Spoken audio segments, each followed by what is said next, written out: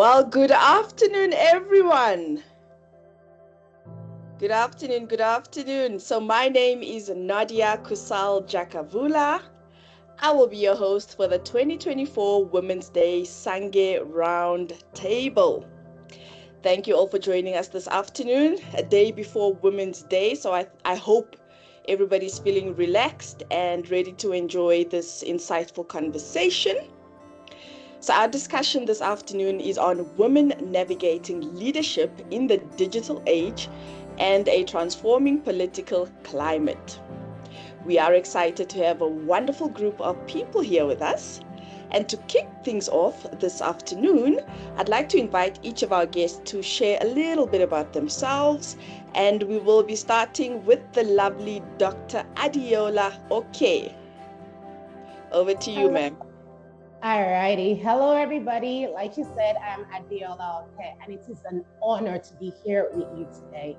So I am the founder of Wellness Search, which is in the United States, and I'm also the co-founder of the Wellness Track Limited in the United Kingdom. I often describe myself as 3 healthcare professionals in one. So being a clinical pharmacy practitioner, a nurse, and a public health professional. But my passion doesn't just stop there. I'm also board certified pharmacotherapy specialist, a leadership coach, and a change management instructor. So the driving force behind my career has always been a simple yet powerful belief. To whom much is given, much is expected. So I've been blessed with many opportunities throughout my life. Thankful for that. And I feel that it is imperative to use my gifts to serve humanity. This belief led me to co-found the Honored Orphans Network, a nonprofit organization in Nigeria, where I currently serve as the chairperson for the board. And our mission is to enhance the lives of orphans in Nigeria through mentorship and financial support. It's a cause that is near and dear to my heart. On a personal note, though, I reside in Houston, Texas, with my wonderful family, my husband, my mother, and my children. My family is my anchor and my inspiration, which continuously drives me to serve. Thank you so much for having me. Thank you so much for your intro, Dr. Adiola. And we were talking just off air earlier, and you mentioned you've got 5 children. It's amazing how, as women, we really can just take on so much and still have quite big families, hey? So well done to you. Thank you. Thank you, Doc. Next, we have the lovely Nomvula Gabashe from South Africa. Please introduce yourself, ma'am.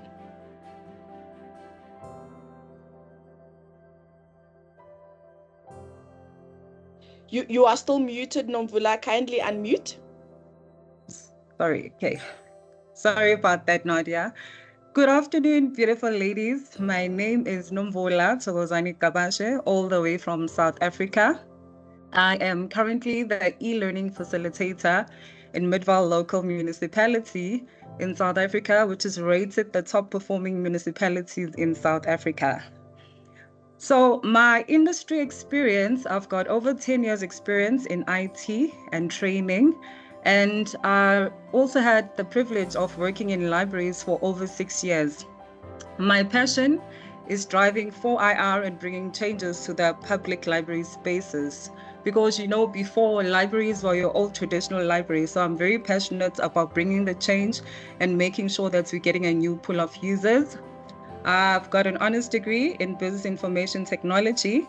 And my love for libraries and information science, I'm currently doing my postgrad diploma in the University of South Africa, doing library information in the library information services. So I will be a librarian next year. I'm very excited to be part of this exciting panel. And amongst my achievements thus far is bringing the first makerspace lab in one of the libraries in Gauteng. So we are the first library in South Africa to have a makerspace lab where we are fostering innovation. We are grooming the future engineers and future scientists in South Africa. So Midvaal Libraries, that was the first library in South Africa to have such venues. Thank you so much. Wow, Nombula, thank you so much for sharing. It's so amazing that Midval is the best uh, municipality, and to have people of your caliber within that municipality and with such a keen interest for information technology and libraries. I mean, that is really what our country, and I don't just believe just South Africa, but Africa as a continent, we really need to get children, passionate about just get back to reading and actually enjoy reading and not just being so stuck on, for instance, social media. So thank you so much, for embarking on that journey. And I'm sure it's really going to transform so many lives. Thank you for sharing that with us. Next up, Thank we have you. the lovely Frida Palm Muyambo. Please introduce yourself, ma'am. Thank you very much for having me, and I love the conversation that is going on already. My ears are open, but by a way of introduction, I am an award-winning career ambassador. What does that mean? I am an electrical engineer by training, and very early in my career, I did a lot of work going out to schools and speaking to students about following careers in math, science, technology, and what's the E? Engineering. STEM. I said it in the wrong way around. And I actually got recognized for this in the UK. I got an award from the Department for Transport for Women in Transport. So that is what an award-winning career ambassador means to me. I am also an African food writer. I do have a blog called My Burnt Orange, and subsequently I have had the privilege of publishing my thoughts in books internationally. I am also the founder of Hulu Consulting in Zimbabwe, which is a project management consultancy, and we look at heavy engineering projects, in agriculture, in renewable energy, in infrastructure, whatever it is we have to do to build this country, I am here for it. So I did mention before, I'm an electrical engineer. I also have a master's in construction economics and management from University College London in the UK. So I am on a mission to help organizations, professionals, entrepreneurs, our countries at large to enhance Africa's growth efforts through technological solutions. I have 20 years of international experience. I've worked in Australia, the UK, and in Africa. And I believe I have a background in empathetic leadership.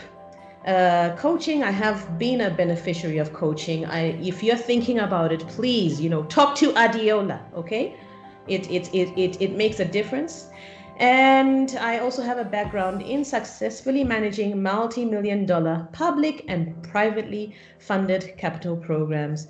What I'm doing in Zimbabwe right now, my life is full of surprises. I have moved from country to country. Yeah, I think this is my fourth country I'm living in 8 years. And so I am surprised that I set out to launch my project management consultancy, and I find myself doing more and more organizational development work right now. So I'm working with the telecoms, I'm working with the state organizations, just helping them develop their organizations. So I think life is unpredictable, and I'm here for it. So I'm really looking forward to this chat. Fantastic. Thank you so much for that introduction, Frida. And, just listening to your intro and, the work you've done within the STEM space, really, it speaks volumes that as Africans, we are not as backwards as the world thinks we are, hey? We are really catching up. We are really catching up, and on such a massive scale. And it's just so absolutely amazing when it's women who are really rising up to the forefront in this way. And not to take anything away from men, but I think we all know, the world has really been male dominated for the longest time. And I believe we are living in such an amazing time that as women, we are now presented with all of these amazing opportunities to really showcase what we are made of. So thank you so much, ladies, for those amazing, amazing introductions. So we are going to jump straight into it. So we're speaking fourth industrial revolution. So what does the fourth industrial revolution look like in each of your respective countries? And I know for yourself, Dr. Adiola and Frida, having really, being so well traveled as well, what have been your encounters in terms of the fourth industrial revolution? But I really want you to hone in on what does that look like in your African country? All right. So, as I said, I'm in the United States, but I hail from Nigeria. But we all know, right? The fourth industrial revolution has its tentacles everywhere, right? In every aspect of our lives, from manufacturing to healthcare, retail, and even finance. So a lot of people are starting to go away from the traditional shopping to online shopping, right? Let's even start with that, right? For their supplies. And when we even go to supermarkets, instead of engaging with people, we find ourselves engaging with technology, like, that's so much faster, let's go, right? And this is all because of technology. I'm a healthcare professional, so I do not have to be, I was saying earlier, like, I've worked from home for the past 7 years. I do not have to be in the same room with my patients to be able to provide the healthcare they need. So technology has given me the opportunity to be able to serve the underserved in rural communities, because we can do telework, right? And I think that's amazing. And I feel like that's one way that we can really hone in Africa and also do things like that, right? So for those of us that are also in the diaspora, like I said, we don't have to go to, this is where the fintech comes in. We don't have to go to the Western Unions and stand down the lines anymore. With an app, I can just click on it and send money back home, right? So those are really great things about what technology has done for us. But what's the impacts on us as well? What are the negative impacts? I like to talk about the pandemic of loneliness. And when I say pandemic of loneliness, because we're so engaged with technology, we kind of forget that there are human beings around. And this is starting to actually be a public health epidemic. It's causing a lot of mental health issues. And that's something that, as we embrace this wonderful fourth industrial revolution, we should have at the back of our minds. How can we build communities? How can we keep people engaged, right? So that's one downside. The other thing is hacking, cybersecurity. Every other month or something like that, we're getting an email that our information has been leaked. I'm like, oh my gosh, this is causing anxiety for me, right? You steal my information, you can commit atrocities under my name, right? So there's good and there's bad to technology, but we have to find ourselves and figure out how can we be in the middle to make the best of it. So that's how I like to kind of convey my take on the fourth industrial revolution. Thank you so much for that, Dr. Adiola. You mentioned, the upsides and the downsides, with the fourth IR. And it's crazy, for instance, in South Africa, the amount of, I'm not sure if this is also happening in other countries as well, but like, for instance, literally weekly, I'll receive emails from Nobandla that's not Nobandla, right? So literally an email that will say, I need this information. Can you pop me a WhatsApp? Or can you respond to this email? I need urgent help. And it will say Nobandla Kopoto, but when I check the email address closely, it's some yahoo.com going on.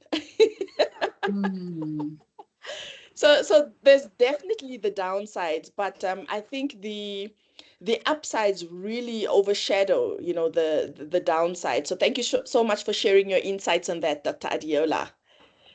Nombolo, would you like to share your insights on how 4IR, what does it mean? What does it mean right now, especially within the South African spectrum?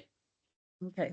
So 4IR, the fourth industrial revolution, it's the new buzzword in South Africa. Yeah. It's not really new, but everyone just recently started talking about 4IR, 4IR.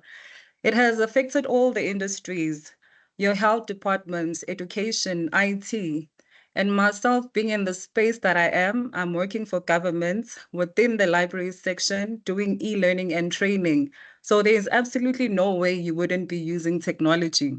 So all these different 4IR tools that you have, your cloud computing, your software that you're using, your 3D printing, big data, AI, there's so much going on, but as a country that we are in, yes, it's bringing lots of challenges, and I'm always in for technology, but we are finding ourselves in challenges like when you read literature in South Africa, we're finding that we have challenges of the infrastructure. We don't have a developed infrastructure, poor digital literacy skills, lack of funding. People are not buying in. They say, no, we don't want 4IR. Where else people should be equipping themselves? We've got new channels that are here to equip the people with digital literacy skills. We've got different initiatives happening. So people need to start capitalizing on all these free programs that we are getting. And as governments, in 2019, they developed another policy that was going to focus on the 4IR, which was making sure that South Africa is ready for being in the digital world, making sure that there's economic empowerment, making sure that people are skilled. Of course, this comes with education. You need to constantly educate yourself.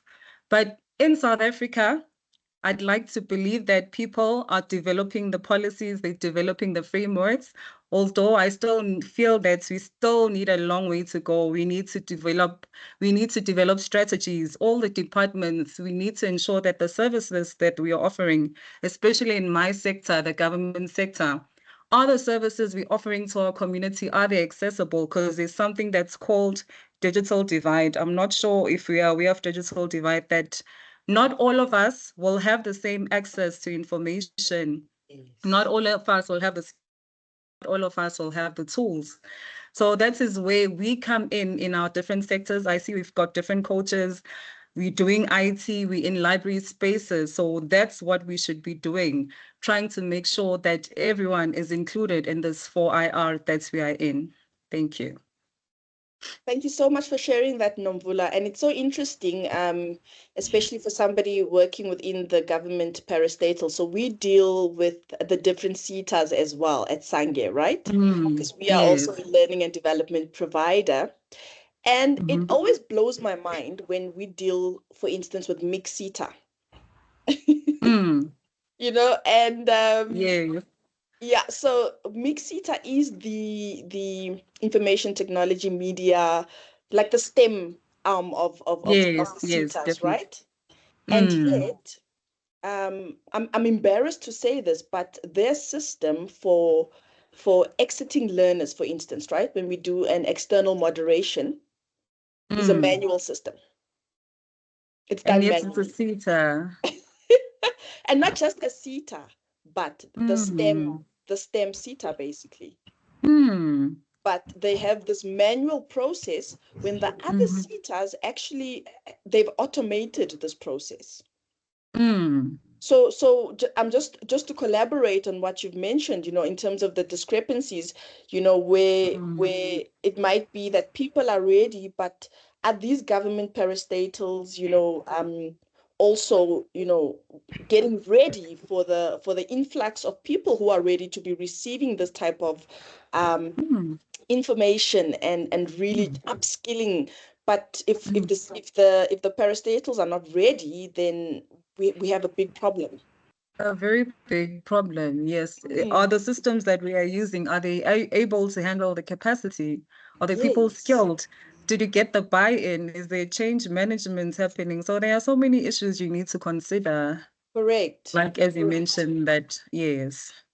Thank you so much for that, Nomvula. Frida, what are your thoughts, and how does it what does it mean? What is it looking like in Zimbabwe, the fourth industrial revolution? All right, so the fourth industrial revolution, I can actually give you insights into two countries because I lived in Kenya last year and I've been in Zimbabwe now for a year. And just before I go in, backtracking to when you were saying, Africa is not left behind in technology. If we are to know our history, we've actually been leading technology, since the dawn of agriculture. We have had tools from, 10,000 years ago. They're rudimentary tools, but they were the technologies of the time. And, and these developments were happening simultaneously around the world. So we have been a part and parcel of technology since the beginning of time. So just to, remind you guys out there that we also began with technology. It is a part of our history, it is a part of our identity, and it is a part of our future. So in terms of where we are now, so Kenya was very eye-opening in that we actually have technologies there that still don't exist in the Western world. And I think, Adiola, you touched on it when you said, I can send money home. We have mobile money, okay? And it's something that we may not think about. There's a M-Pesa, in I think it's in Kenya, Uganda, Tanzania. It's even there. Hey, I need some money. Yeah. So, and in Mozambique as well. And a similar service is here called EcoCash. So this is what I'm seeing on the ground that people have readily consumed, and it is changing lives because this is something that people who have as little as 25 cents and a mobile phone like this also is revolutionizing a lot in Africa. I think it's the fastest growing technology we've seen in Africa over the past 15 to 20 years. So mobile money is something that I have seen proliferating, and it is not leaving anyone behind. In fact, if anything, it is lifting people out of poverty, because I know in Kenya, they had a program where somebody could borrow 50 cents, go and buy something, sell it, make $1, so it is really something that meets us where we are. And remember that technology and innovation is something that comes out of necessity. So the fact that it's not in the Western world is probably because they don't need it, but we need it. And we developed it and we have it and they don't. So we are actually leading in this revolution in some ways.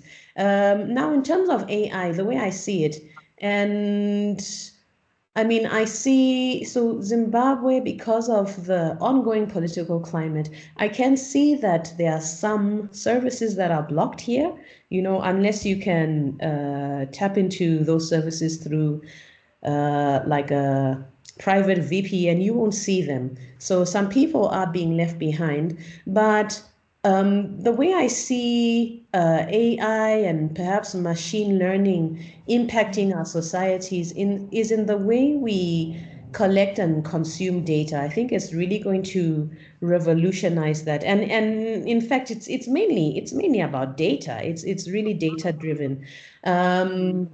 I do see even companies using machines, even in like insurance companies, or pension companies, but mainly insurance companies. Well, they all cross over, but in checking to see whether the beneficiaries they are paying out are still there, they can actually enable automated phone calls to test the voices. They have some voice recognition technologies. I know that has already started in banking. I know that in Kenya that already began with Safaricom. So they are using voice recognition.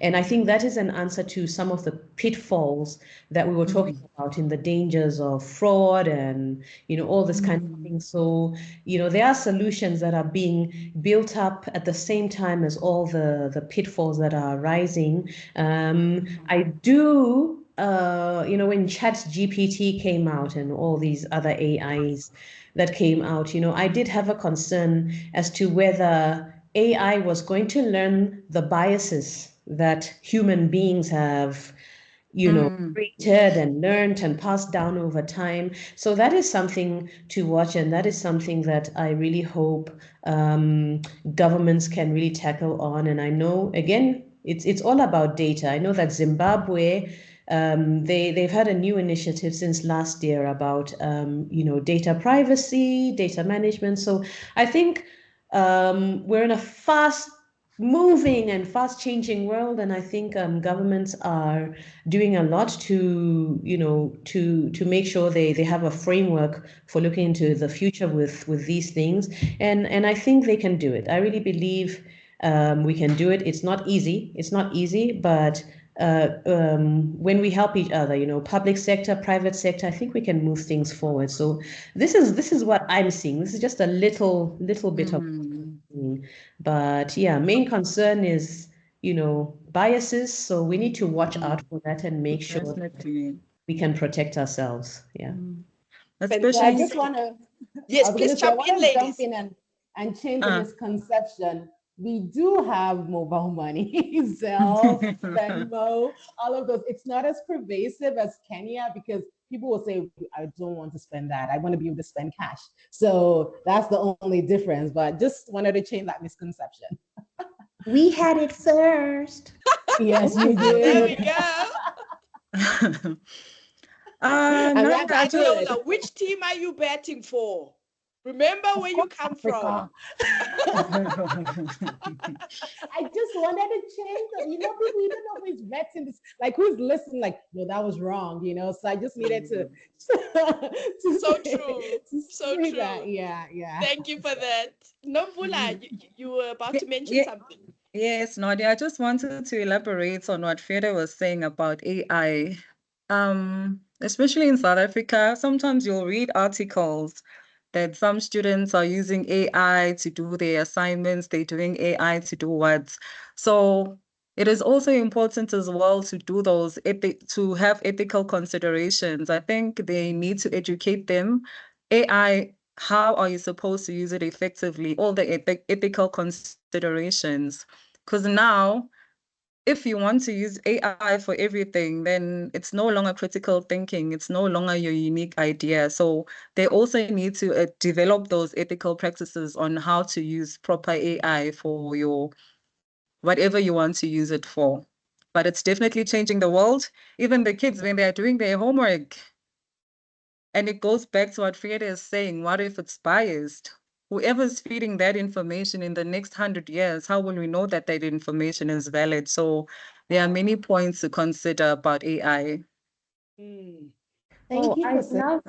I love that you mentioned kids, because it just reminds us that we do live in a digital age, and they live in a digital age, and they know so much more. Like a 3-year-old intuitively understands. It's scary. It is scary. It is scary. But I take a step back to, not approach this change with fear, but I have looked at how my children, I have 4 children, so not too far behind you, Doc. But I have just quietly observed how they interact with technology. And what I'm seeing as, I really think, and I felt this during COVID, technology is a societal equalizer. All of a sudden we were all on Zoom, we could get into meetings we couldn't get into before. But with kids, I'm seeing a lot more girls gaming than, way back. Yeah, gaming, coding, even Roblox is very popular. And I mean, I'm not a big gamer myself, but when I've seen my girls play in Roblox, I see them acquiring 3-dimensional skills like people use in CAD in computer-aided drawing. They already have that spatial skill. Where in our case it was, oh, we didn't get to play with Legos, but I see them doing it, building 3-dimensional models already. And I think that is very, they're definitely going far. They are going very far. So I'm excited about what I'm going to see in the future. And then again, jumping back to the AI, by coincidence, I was listening to the radio yesterday, and the government really is pushing even journalists. There was a journalism convention that, use AI, guys. It can level up your productivity. I use AI to analyze data, especially large, high volumes of data. I used it. I started using it, and I have found it useful. But they highlighted a comment from one of the journalists that, listen, we do need, if we are to embrace AI, if we 6 of us are sharing one computer in the office, there's only so much we can do. Some journalists are being pressured to move forward with this, but don't have computers. So we shouldn't be left behind. I think it's something that, let's embrace it. Let us get acquainted with it as far as possible, not to judge it. I think it's something that it needs policies, it needs guidance. And I think every new technology that came in went through that process. I mean, we all look at each other if a child isn't in a car seat. And when we were growing up, we were 4 kids in the back without seat belts. But over time, we've caught on to these things, regulated them, spoke about safety. So yes, I think a lot of attention needs to be given to the safety of these tools. And I think that will come. I think that will definitely come. I love that you touch on that. Oh, sorry. Sorry, Dr. Adiola. I was just saying, I love that Frida touched on the fact that, the regulations around IR and AI will come. We also sort of need to just allow for the process, allow for, for the time for some of these things to be regulated, because it's all really so new to us, hey? As a society, it really is absolutely new. And Nomvula touched on the biases as well. What's going to happen in the next 100 years when we've now input all of this information that 100 years from now will be so obsolete. So, which goes back to the whole scenario you just shared, Frida, in terms of car seats, right? There was a time where it was normal for children to sit even in the front seat. Now it's like it's frowned upon. It's frowned upon. So yeah, we just need to be, patient and allow for the process, in terms of how the regulations will be put into place. And yeah, I agree with you fully, Frida, that government is really trying, especially to collaborate with private sector, on certain things, that they cannot do on their own without the help of private sector. So we will get there. We'll definitely get there. Dr. Adiola, I'm going to wrap up with you on this particular topic before we move on to the next one. I just wanted to drop a point, because when Nomvula was talking about the AI, and it made me think about, I'm currently reading a book by a South African, actually, Dr. Leaf, Think, Lead, Succeed. And he talks about how Dr. Caroline Leaf. Yes. Oh, she's amazing. She's brilliant. I'm reading like a second time. I'm like, she's brilliant. And it talks about how the perpetuation of AI, and it's making us stop thinking. And I realize it, like when I used to just do things from my head, like type everything, versus telling AI to write for me, it's different. And so not just the how ethical is, we need to not only teach our kids about how ethical this is, but how it can diminish their thinking, critical thinking skills. And what does that mean for our future, right? So just something educators should be aware of. Sure. Such a great point. Thank you for that, Dr. Adiola. That's, yeah, it's a long journey we're on with this one. Hey, I think we've sort of opened Pandora's box when it comes to because honestly, it has revolutionized how most of us do work. But like Dr. Adiola, is mentioning that the ethics behind it then, right? The ethics behind it and the legitimacy behind it now. Hey, you write an article and can you really claim it as yours? So there's a lot, ladies, but let's move right along. And I want to touch on leadership. I want to touch on leadership, ladies. So, how has the concept of leadership evolved with the advent of digital technologies, and especially for us as women? How has it really evolved? How has leadership evolved with the advent of digital technologies? So for what I see is that in the past, right, everything was always top down.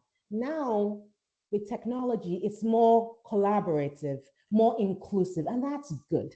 So it's only because of, like I said, I live in the United States, but I also have a company in the United Kingdom. I have a nonprofit in Nigeria, right? And it's only because of technology we're able to do that. And it allows us to also be able to hire from all over the world. It has increased our global reach. And that I think is a beautiful thing, because I think about something called cognitive diversity.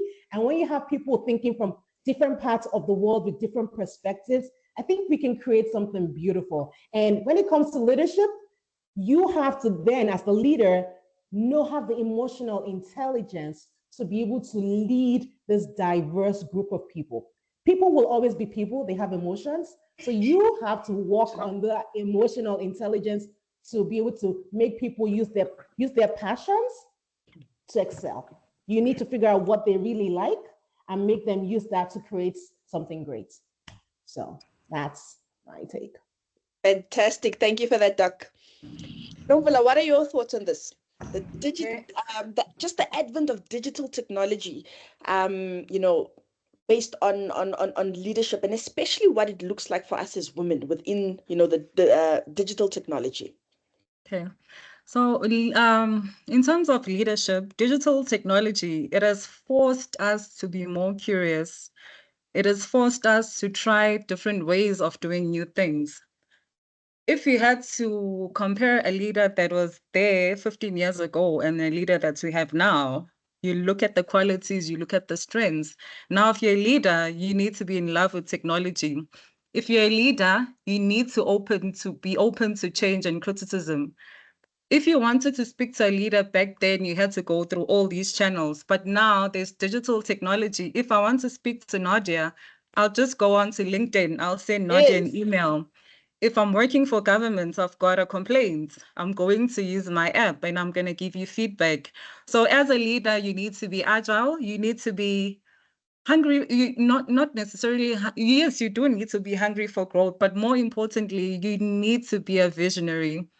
You need to see things ahead. I always tell my colleagues that whenever you want to find out something, always read, fall in love with research. That's where you're gonna get all your answers. You need to be a critical thinker. You need to be innovative. You need to be open to change. It's better to try something and fail than never trying at all. So this digital era that we're in now, it has forced you to be, whether you're uncomfortable or not, you still need to be that change. And from a woman's perspective, in the STEM category, especially technology, you won't find many ladies in the technology era.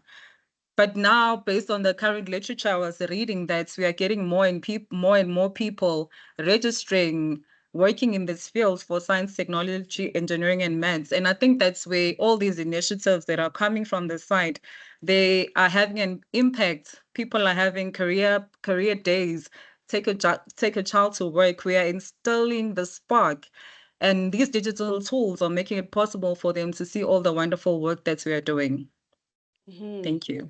Fantastic. Thank you so much for those thoughts, Nomvula. Frida, the very same question to you. How has the concept of leadership evolved with the advent of digital technologies, especially for us as women?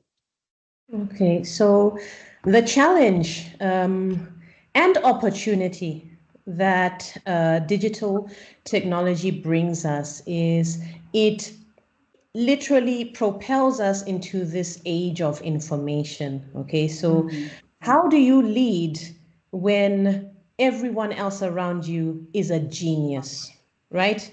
Because everyone else around you, even your children, are empowered with information. They can question when you say, oh, the sun is bright because it woke up, rather than the sun is bright because it's an intergalactic, hydrogen combustive source of energy, or whatever it is, right? So that means we have come to an age where leadership is not command, leadership is not position, leadership is not it's not who we are or our post, but it is what we do and how we behave. So, and Adiola touched a bit on this. Leadership has a lot to do with emotional intelligence and managing ourselves, because we are in a place where we don't command, but we coach and we influence towards a desired outcome. And that is where we are, right now, the age of information. But I think also, if you want to get a little bit technical, I did mention leadership is not who we are, even though who we are is the basis of our behavior. These are competencies that companies are looking for. They're looking for hard and soft skills, and the soft skills really bear a lot on our behavior. And what shapes our behavior, what shapes our beliefs and motivation, it's actually the information that we get, right? So we can actually build a competency framework for leadership, but the crux of it is, how do we behave? And how we behave relies heavily on the mindsets that we have.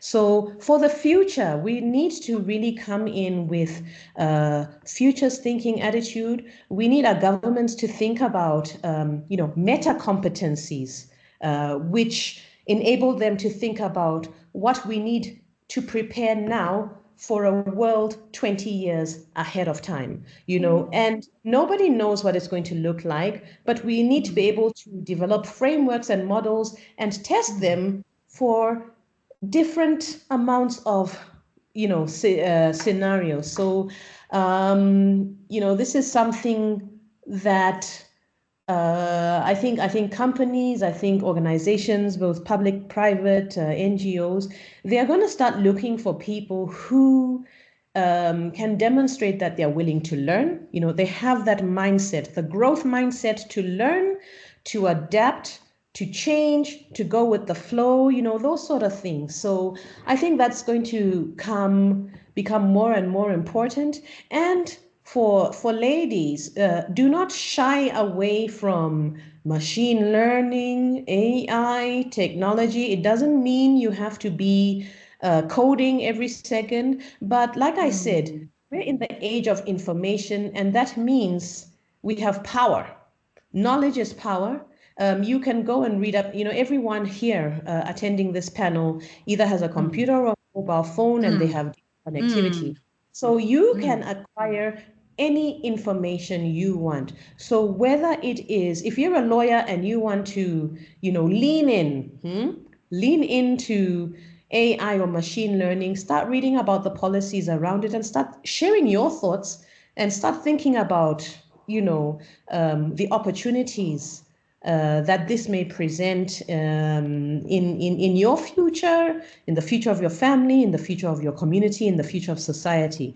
So there are so many angles to approach this from. So, but I would like to encourage women to lean into that. We are always looking at the details and are highly analytical, and we can actually be at the forefront of this. AI is still very new.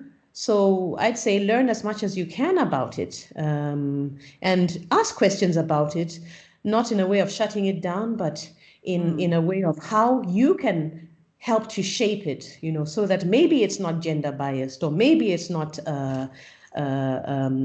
racially biased, or that sort of things.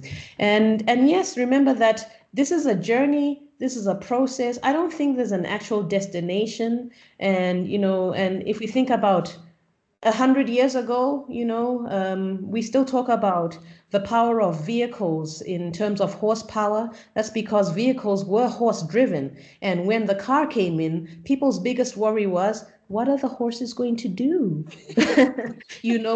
Not about the new skills that people were going to have, driving and that sort of thing. And let's also, I want to leave with this thought that women, I think technology has been the most empowering thing for us in the last 100 years, because society has transformed in so many ways, whether you're in America or a remote village in Africa, maybe not so much there, but, where there's light, there's a way, for education. But in developed societies, the role of women in society has changed. Women are no longer just in the home, and there are technologies in the home that have helped them or freed them, have freed their time to do other things. You have washing machines, you have automatic slow cookers, you have things that are helping you. So let us embrace technology because it has been a helper and we really can grow together with it. And technology is Africa's friend. I love that. I love that. Thank you so much for those insights, ladies. Like Frida just wrapped up so beautifully to say that technology has really been our friend as women. Dr. Adiola being able to operate her businesses in all these different countries. It's only because of the level of technology we are exposed to. So thank you so much for those insights, ladies. Ladies, let's talk about the political climate and digital transformation, right? So in what ways is the transforming political climate in Africa influencing leadership strategies? Who'd like to take this one? Can you share the framework you're asking from? How is the political climate transforming, or is it something related to South Africa, or do you see it across the board? I think across the board, and especially within our African spectrum, right? If we look at how like we touched on how government is trying somehow to support private government is trying to collaborate a lot with private sector, right, to find solutions, especially where AI IR is concerned. So when we think of that political climate and just the digital transformation framework, if you can just expound on that. How is it looking like, especially within the context of Africa?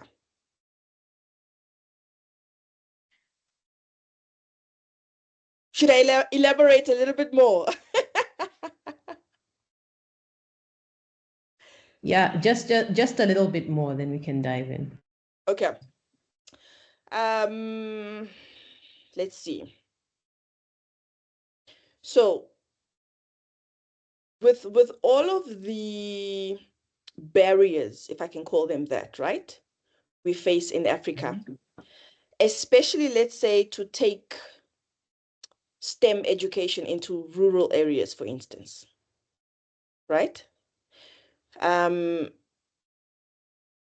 How is the political climate within our African countries, trying to somehow support that level of digital transformation, especially if we are to really get it out there and to really get, or to foster this collaboration between government, public sector, rural leadership, for instance, right? That might not be as receptive, for instance, to digital transformation within their communities. Okay. Let's take it from that aspect. So maybe let me see if I'm getting what you're saying. I'm believing it's going to have to come from the top, right? Mm-hmm. It has to come from the leaders. And we know the benefits of what this technology can do in these areas. So we need to, first of all, be inclusive and be collaborative, right? We go to these areas that we know that they will benefit from this technology and ask them what really matters to you.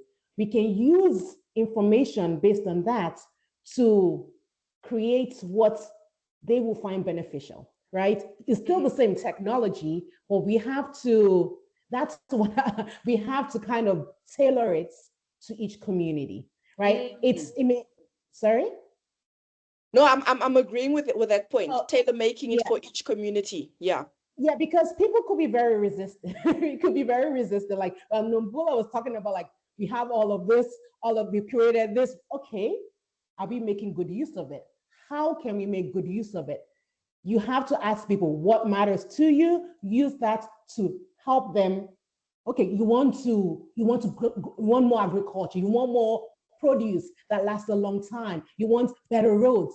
Okay, let's teach some of your children how to be those people that will come and create these roads, things like that. And I feel like, so it calls for going back to people, figuring out what they want, being collaborative, forward thinking, inclusive, and all of those skills. Okay. Fantastic. Thank you for that, Dr. Adiola. Thank you, Doctor. Just to add on to what Doctor is saying, she just gave me something to reflect on. Like, the digital tools are there. We want to see how can we make them work in our government sector. In South Africa, there's something called good governance. We've got digital tools that can measure your performance, like your performance management system. We've got digital tools that can be that can focus specifically on the customers, where you'll find that you go out to your community, you get their needs. What do you want? Do you need a proper infrastructure? Do you need computers? Do you need labs? What is it that you need? So all these tools, the digital tools that we have, we can ensure that we're engaging with the citizens directly. We can also ensure ethical conduct, as well as making sure that there's accountability and transparency, because all these systems that the government is using, they are making sure that they are complying with good governance in South Africa. Fantastic. Thank you for that, Nomvula. Thank you. Frida, your thoughts on this one? Yes. So in Zimbabwe, and I think generally, I went to a conference, an AWEC conference in Botswana. So I know that they have a similar driver in their strategies. There's something called Vision 2030, and a lot of countries are working towards becoming either middle income or upper middle income. And I can say that the Zimbabwean government also has this, like across the ministries I've worked with so far, they all have it in their mandate, and they are focused on delivering services at the end of the day. But I can't see them doing it alone. So I can see the private sector identifying issues, and they can actually do things a lot quicker. They don't have to talk to someone or to approve something through a long chain, a long hierarchical chain. So I've seen private sector say, look, a lot of farming happens in the rural areas. I want to help these mamas reach the urban markets because that's where the money is. So they are building digital platforms and then going out to educate them. Some of these initiatives are being supported and funded by NGOs and the like. And the government does want to support these things, but where they really need to support is, you still are left with the issue of how do you move 1,000 tons of tomatoes from village A to town center B without good roads, So infrastructure, like, we cannot stress how important infrastructure is. How can you ensure your yields are maximized without proper irrigation systems? All those sorts of things, the hard infrastructure needs to support your digital infrastructure. But I can see that there is a drive to try and reach, Vision 2030, like 2030 is 5.5 years away. We're already past halfway this year. So I think the government has initiatives, and they're talking about it. They're trying to align their different, like the Public Service Commission, for example. They're trying to align them and have the right hierarchy to deliver these services efficiently. They are embracing innovation. I do see that mandate, but I can't see them doing it alone. I think they have to work with organizations like ours, like Hulu, like SANGE. Absolutely. They need to work with Nomvula and Dr. Adiola to really drive their initiatives forward. But I think they can't leave hard infrastructure behind, because we can build the most beautiful, digital economy, but without a mechanism to move from point A to point B, it's going to be very weak. So our weakest link is still the roads and the rails that we have to transport goods from point A to B. But I can see that, at least in Zimbabwe, I can see that they are trying to do it. I've seen a lot of work happening on the ground. It's difficult, but I can see that things are moving. Things are moving. So the answer is, we do need the government to have that mandate, and they do. We need the private sector to be the legs out there that transforms. They bring in transformation really rapidly, but we need that hard infrastructure to really help us push forward. We really need that. I nearly said amen. We are living in the age of collaboration. It really has to be a collaborative effort. Absolutely. Ladies, let's talk capacity building and education. And I think, Nomvula, you're really going to enjoy this particular question. What role does education and capacity building play in preparing future leaders for the digital age? So capacity building, I'll put it in the environment that I'm currently in. I'm working in the municipality government, but in libraries. So we've got different STEM initiatives that we are doing to ensure that we are grooming the future leaders to go into these industries, your science, technology, engineering, maths. Remember when I spoke about the Makerspace Lab? So we had a vision. We wanted to make sure that we get the learners at an early age. We're doing coding classes, 3D printing. We've also got digital literacy trainings for the community. So the whole of Midval, we are saying to you, no matter how old you are, we are going to train you. We are going to give you that skill.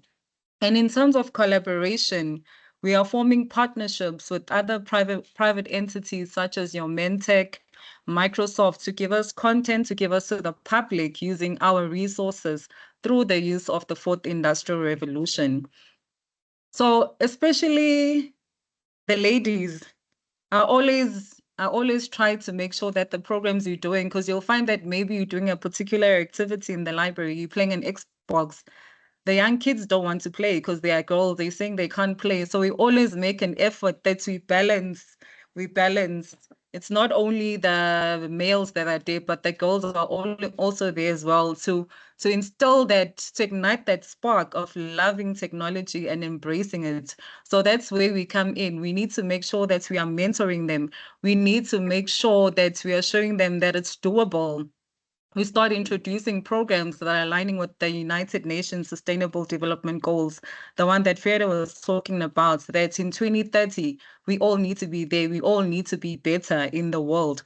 So as libraries, our vision is making sure that all the programs that we are doing, we are equipping the learners, we are skilling them, we're making sure that all the programs that we're offering technology-wise, it's not only for the learners, your grannies, your grandpas, people with disability, they are able to access our program. We're promoting inclusivity and accessibility as well. Even blind people, they can still come to the library, they can still use our resources because we're making sure that we're catering for them, all of them. We're making sure that the programs we are doing, we're able to mentor and give them the skills necessary to navigate the digital age. Thank you. That's fantastic. Thank you so much for that, Nomvula. Either one of you can go. Frida or Dr. Adiola, would you like to add on this one? Yes, I wanted to. So thank you so much for all those points, Nomvula. I also wanted to add the soft skills, right? We talk about technology, but we don't want to forget the soft skills, which will propel and make us help reduce all of this mental health issues that could stem from overuse of technology, right? So while we're teaching our kids and society about technology, we should not forget to teach them emotional intelligence, my buzzword, effective communication, Definitely. and how to work in teams. Like Frida said earlier, everybody is a genius, right?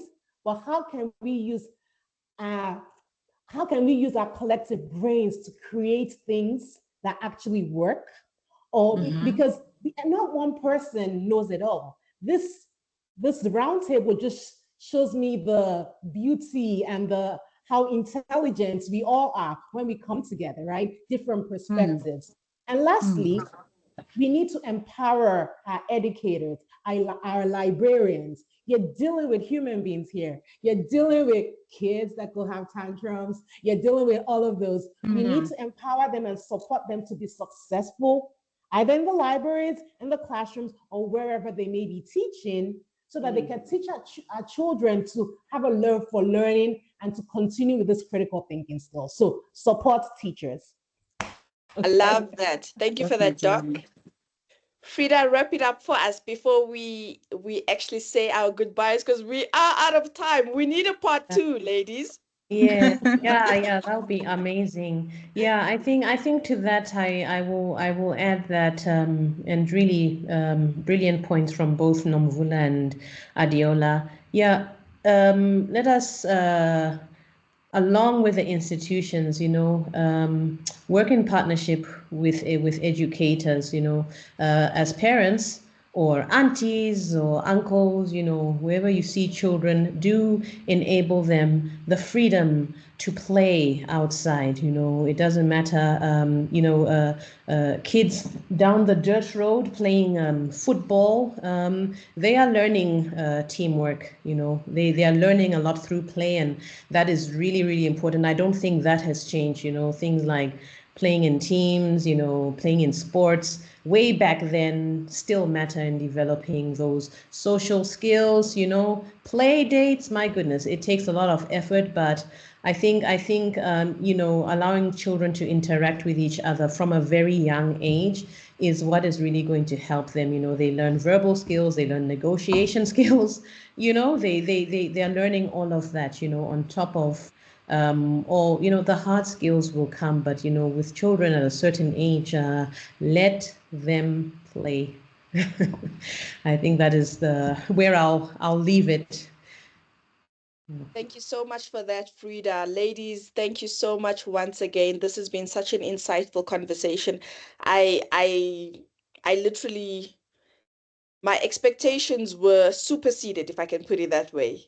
Thank you so much. This conversation around, leadership in the digital age and just transforming the political climate and where we as women really can showcase that we are ready. We are ready for to literally just compete and bring our best. And this has really been so insightful. And like I'm saying, I literally feel we need a part two because I still have so many questions I wanted to ask. There's so much I wanted us to delve into. But we will definitely try and steal another hour from you busy ladies, and see how we can continue this conversation. I believe this particular podcast will be so enlightening. We're going to put it on YouTube, and I hope a lot of youngsters are going to go onto it and really be motivated and get excited about their future, especially within the STEM environment, especially for young girls, for them to realize that this space is not only male dominated. So thank you so much for your inputs. Thank you for your insights. This has been so beautiful. I really appreciate you guys taking time from your extremely busy schedules. And I do hope you will allow us to steal another hour in a month or two so we could have another roundtable discussion like this one. Any closing words, ladies? I have. Look, as Africans, remember that technology is a part of our history. We were never left behind. It's a part of our history. It's a part of our daily lives, and it is a part of our future. It is our friend. The future's female. And and in terms of leadership, it's not about showing that you're the superhero, but coaching and inspiring and helping others to find the superhero within themselves. Thank you for having me. Love that. Thank you for that, Frida. I just want to say something, Nadia. Thank you so much for having us here. I just wanted to share that I'm in the process. Was doing a study about cloud and drone technologies. So the title of the study is Exploring the Implementation of Cloud and Drone Technology in Midvale Municipalities' Management Information Services. So we want to see how can we use cloud and drone technology to access information. Once it's published, please look out for it. It's from me and Dr. Shibambu. Thank you so much. That sounds brilliant. Fantastic. Thank you so much. I hope on the YouTube video we'll be able to put the link in there once it's published. Thank you for that. Definitely. Thank you so much, Nadia. Thank you, Frida. Doctor, wrap it up for us. Yes, thank you so much for giving me the opportunity to be here. And I love the technology is our friend, women is the future, mentorship, all of that. I also want to leave this last word, sponsorship. As women that are in high ranking places, don't forget to be a sponsor for those that are behind you, because you can help project and make their career go this way or this way. So be that support, be that sponsor for your sisters. Thank you. Beautiful, beautiful. Thank you so much, ladies. Thank you so much once again. Thank you to our lovely audience. Thank you for staying through to the end of this conversation, and we hope to see you at our next round table conversation. Have a blessed long weekend here in South Africa. We are having Women's Day tomorrow, and all the best. Thank you, everyone. Take care. Bye-bye. Bye.